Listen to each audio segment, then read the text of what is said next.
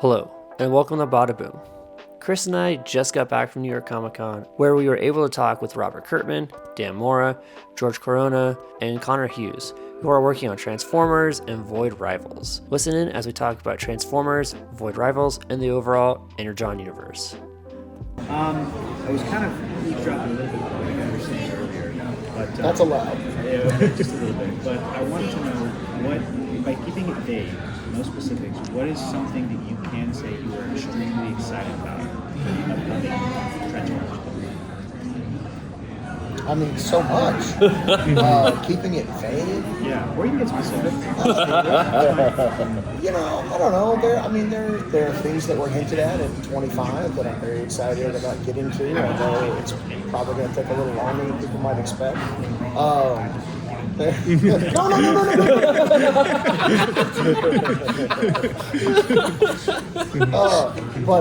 yeah, I mean that's a big one.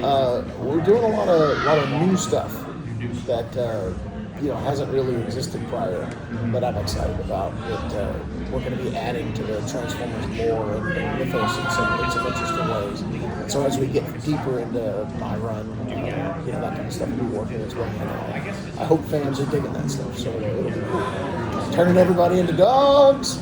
Go ahead. Oh wait, you guys got stuff that you're excited about? Yeah. That's coming? I mean, I have a whole connected cover that I guess I'm excited to get to the last one. So, that part's fun.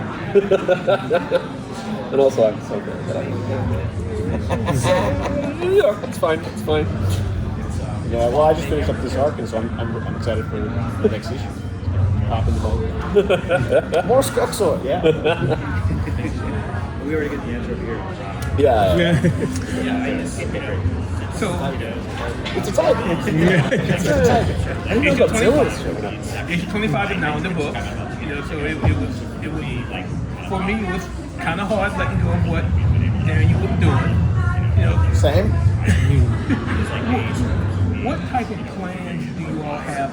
You mentioned that you were doing some new stuff. Yeah. Outside of perhaps bringing Bumblebee back.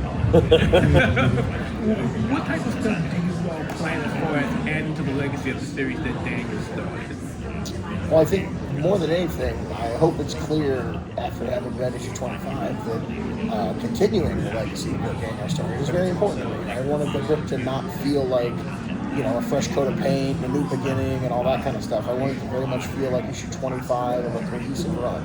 So, that's why there's some subplots that were picked up directly from Daniel's run, and I'm hoping that everything is consistent as possible, and that the characters are the characters. Soundwave took a pretty big hit, so this dialogue might be a little different, but that was deliberate. But yeah, I think that really just making sure that Shredhead is going to be very present. That was a character that Daniel and Jorge added into the series, and that's not a character that's going to suddenly disappear because a new writer that didn't have a hand in creating him is taking over the book. So yeah, it's something that is really important. So yeah. Growing up, I feel like everyone got into Transformers through the cartoons, and so I was curious to know, how do you write or draw to translate the emotion that these characters have when you can't hear the voice and there's no human distinct features? So how do you draw them? How do you write them to where when people read them on the page, you're like, oh, I feel that pain, or I feel that emotion that these characters are having? I mean, How do you do that? well, to be completely honest, I just write them like they're human beings. So that's an easy thing for me to do. I don't have to worry about how to make Optimus Prime's face emote. That is something that these guys do, and they do it really well. And I can only imagine, when you get a script that's like Optimus Prime is angry, Optimus Prime is sad, Optimus, I don't know how you manage that. Angry is easy. Just put the eyebrows. But the emotions, the more difficult emotions, maybe are the sad or thinking, because you have to use the whole body to put the emotions, maybe the shadows or stuff. Yeah, I mean, they're sort of like a living metal kind of like entity, so you can play with those emotions. And in that sense, you just emote it out yourself, just like you would, So you're making the noises as you sort of like draw it or whatever. You know, if it's Rekgar, like I'm like talking like Rekgar as I'm sort of drawing. So you know, you try and instantiate the emotions like in yourself as you draw it, no matter what kind of character you draw. Yeah, I mean, obviously, yeah, when we're talking about, you know, body language is obviously something that you can really take advantage of. But then kind of like characters like Shockwave, that it's just one big metallic eye kind of situation. And not to get too technical, but yeah, once you start playing with the shapes and the angles of the camera, if you're not emoting if you're just like looking at the face, you can also trick those shapes to look like fear, you know, anger, surprise, whatever. And I think that was part of the fun challenge of the book, was like, because again, yeah, kind of like you were saying, you guys are writing these characters as they should be. It's just like humans that are, or just people that are going through different emotions no matter what, and the challenge is to convey those emotions like, you know, Robert and Daniel did. And yeah, I mean, Transformers was a surprisingly emotional book.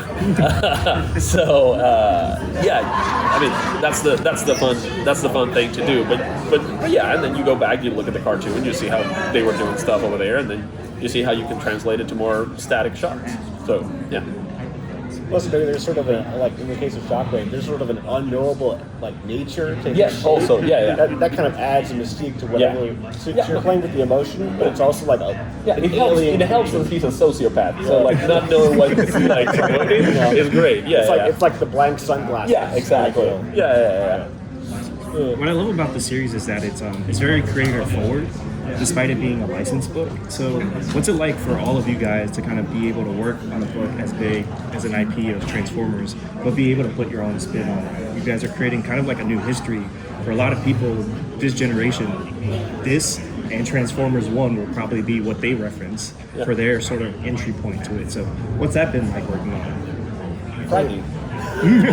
Well, I'll go ahead and just say that, you know, our starting point with the Energon Universe internally at Skybound was we need to find creators that will care about these books and will feel the importance of these books and dedicate their time to these books and passion to these books as if they were creator-owned books. You know, that was something that was very important to us. That you know, Joshua, you know, all these guys here, myself, Daniel, like we all, you know, live and breathe this stuff and love it. You know, we have a real passion for these characters, and so you know, it's important to us that it comes through in the books. Yeah, no, I think again, I was kind of like, well, now technically, officially, kind of in the middle, picking up where Daniel, you know, left, and now Dan, you know, which is, oh my God. So like Stuck between the two Daniels. Yeah. No. It's a frightening position to be in. But yeah, it's like you try to add a kind of like Robert said, like we love these characters, we love these stories, and trying to put as much of us as we can, but at the same time keeping it this cohesive, just shape that keeps evolving. So it's a lot. I mean, I'm just happy to be part of this. So thank you. Yeah, I mean, in my case, it's easy to find the love because like I've known these characters for a long time, but then also I love what Lorenzo did in the first 18 issues. So like being able to just pick up from that and continue with that, you know, everything was ready at hand, and you know, you just carry that forward into every single page, every single panel. You just try and bring your A game every time. This is a fun one. When you are putting these books together, has there been any specific examples with Void Rivals setting something up with Transformers, or Transformers setting something up with Void Rivals, or even in the shared universe aspect, where you guys are putting stuff from the G.I. Joe side, you're like, oh, this is actually going to affect our story in some way. Have there been any moments where you're like, oh, this is really cool that this is, you know, being able to kind of play with each other? Or if you don't want to spoil anything, has there been anything in the books that have come out so far that you're going to be like, that was a great input from the G.I. Joe side, or we knew we were going to set this up between Void Rivals and Transformers? Yeah, I think the clearest example of that is just like the Autobots wouldn't technically be awake on Earth if the characters from Void Rivals hadn't found Jetfire. Sure. And so, that's kind of a cool entanglement. I know that the stuff that we're working on with Pythona Right. in Void Rivals might seem like somewhat separate right now, but that sets up a lot of stuff with Cobra Law and it's changing Pythona in some interesting ways so that when she returns to Earth eventually, there'll be some ramifications from that are felt in G.I. Joe and some of the other books. But yeah, I think that Deep's encounter with Starscream is another, really great example of like something that's going to have far-reaching ramifications in the universe for years to come. So yeah, it's nice that we're able to have these entanglements. Upcoming stuff, without spoiling anything, there's just a lot more of that stuff. There's things like Miles Mayhem showing up and Matt Tracker showing up that are going to dovetail into some exciting things that I don't think we'll expect. Did you want to pantomime any other upcoming? Okay. Not allowed, not legally allowed. If I got to kind of piggybacks off his question, did picking up on Transformers from Daniel kind of made it easier for the long-term planning of the universe, or are you guys still on a similar course that you've been on? Listen, have you heard the term tough act to follow? There's a tremendous amount of pressure that is very much being felt. So yeah, it definitely didn't make it easy in that respect. In another respect, he did make it easy because we were able to talk for a very long time leading up to the transition, and he was like, I'm not going to get to this, I'm not going to get to that, I'm going to leave this open for you, and that stuff was extremely helpful. He's been great. I mean, there's actually something big coming up in issue 30 that was, he was like, I'm thinking about maybe getting to this at some point, that might be cool. I'm totally doing that. That was a suggestion from him, so he's been really helpful and accommodating, and any good ideas he gives me, I'm totally going to use because people aren't going to know. But yeah, it's been a fun transition, but I am definitely feeling the pressure. Thank you guys. Thank you.